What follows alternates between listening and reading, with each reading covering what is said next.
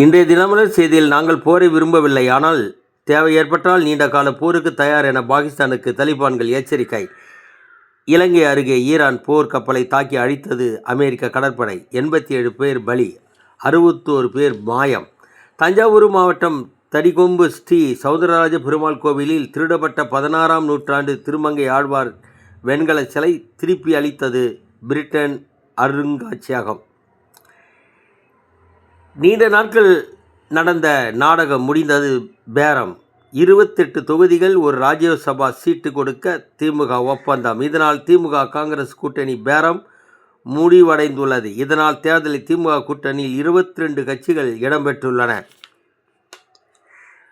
மத்திய கிழக்கு நாடுகளின் போர் பதட்டம் காரணமாக இந்திய பங்கு சந்தைகள் மட்டுமின்றி உலக சந்தைகளும் கடும் வீழ்ச்சி. இரண்டே நாளில் 295 லட்சம் கோடி ரூபாய் காலி. வணக்கம்.